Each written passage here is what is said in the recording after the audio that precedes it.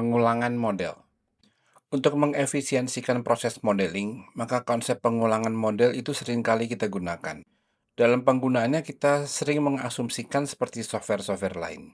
Tapi tidak demikian di Revit, karena adanya prinsip working plane, prinsip kategori, dan family type-nya. Selain daripada itu, tujuan Revit ini tidak hanya untuk modeling semata seperti software-software lainnya. Sehingga dalam proses pengulangan model dalam Revit terdiri dari beberapa alternatif, yaitu group, assembly, nested family, dan link. Semuanya memiliki kelebihan dan kekurangan yang disesuaikan dengan kebutuhan kondisi masing-masing kasus. Tujuan, paling nggak tujuan minimal, adalah untuk efisiensi modeling untuk menghasilkan gambar kerja atau sheet. Tapi apabila semakin banyak analisa lainnya atau tujuan dari model tersebut, maka aturannya akan semakin banyak. Oleh sebab itu, perhatikanlah tujuan dari model ini, tidak hanya semata untuk modeling saja. Oleh sebab itu, sebelum kita beranjak terlalu jauh, kita harus menyadari terlebih dahulu beberapa item yang kira-kira akan mempengaruhi proses dalam menentukan pengulangan model. Yang pertama, pastikan tujuan BIM ini. Biasanya bukan hanya sekedar model atau hanya untuk membuat gambar kerja, tapi terdapat juga analisa-analisa lainnya. Yang kedua adalah bekerja dalam konsep Revit. Karena benda ini akan disebar, perhatikan juga konsep working plan dari model pengulangan tersebut. Pastikan juga apakah model-model tersebut memiliki sifat yang khusus, seperti family, template family, dan juga bagaimana konsep anotasi pada grup tersebut, apakah akan berpengaruhnya atau tidak. Perhatikan juga dengan kriteria pengulangannya, yaitu apakah secara horizontal, dari yang detail sampai yang kompleks, bisa dari baut furniture, kumpulan furniture, unit WC, unit tipikal, core, lantai tipal, atau dan bangunan akhirnya. Atau secara vertikal, ini biasanya seperti tipikal fasad bangunan. Ini semua memerlukan strategi dalam menentukan grouping. Kita akan memperoleh banyak masalah jika kita tidak membuat perencanaan terhadap hal-hal tersebut. Tools dan pertimbangannya. Di sini terdapat 4 alternatif penggunaan, yaitu loadable family dengan nested family-nya, yang kedua adalah group dan link, ketiga assembly, dan keempat adalah link files.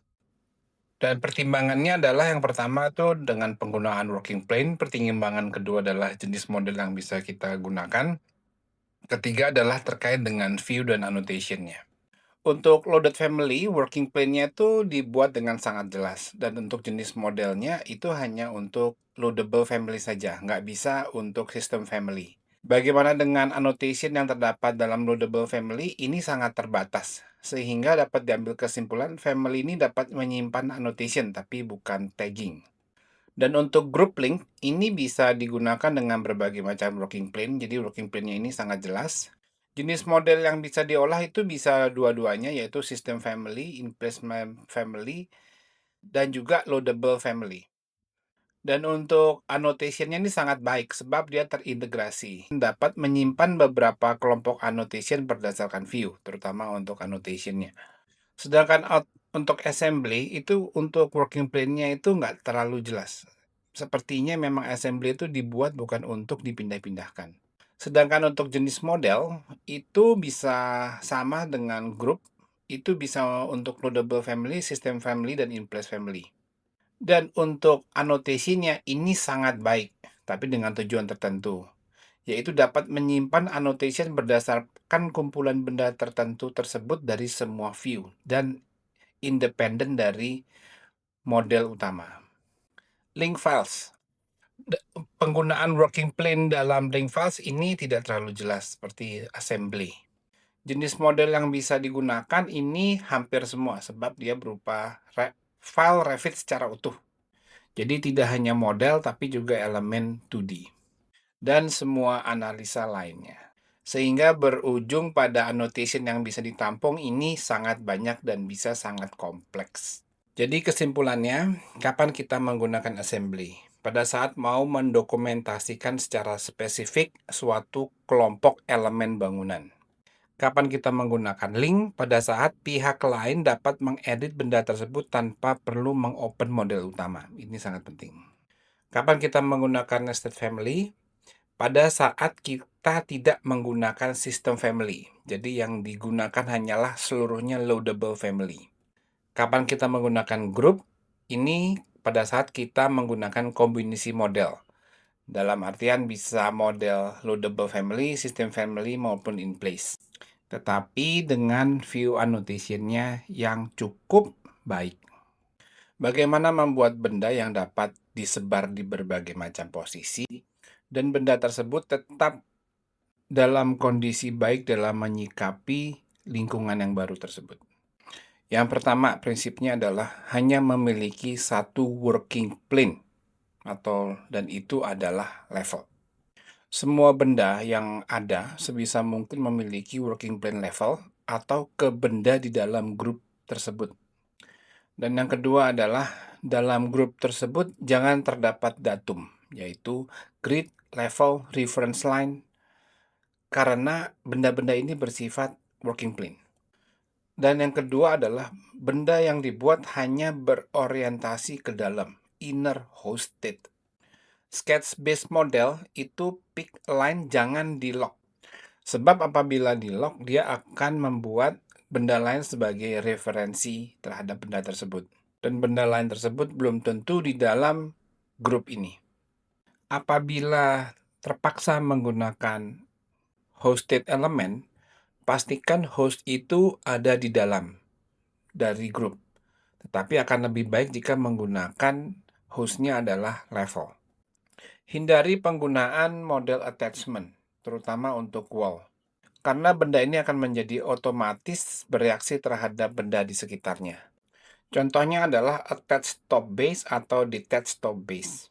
Dan apabila tembok itu menempel dengan tembok lainnya di luar grup, pastikan di disallow join. Kriteria apa saja yang bagus untuk dijadikan grup? Model ini diulang untuk lebih dari 2 kali, jadi pastikan benda ini mengulang.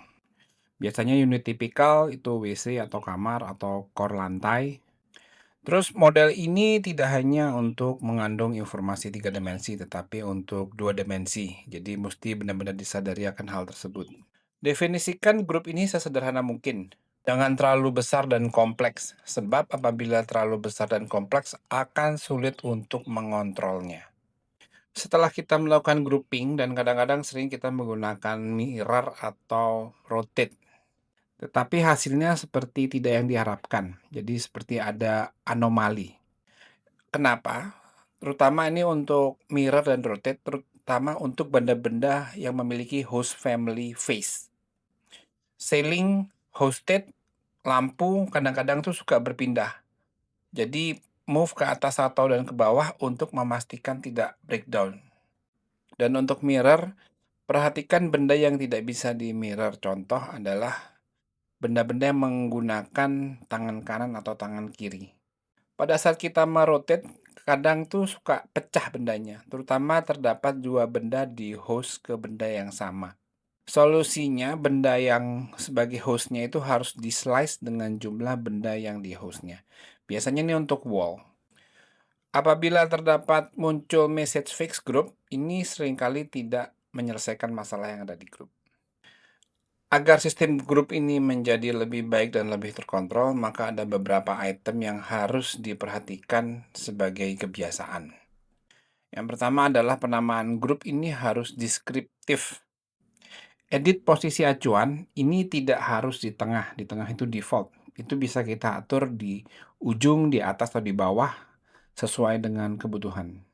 Pada saat mengedit grup, itu biasakan edit di luar grup sebagai temporary, yang akhirnya bisa di-delete. Jadi model ini sebagai temporary bisa di-ungroup, bisa di-group di luar dari benda model utama.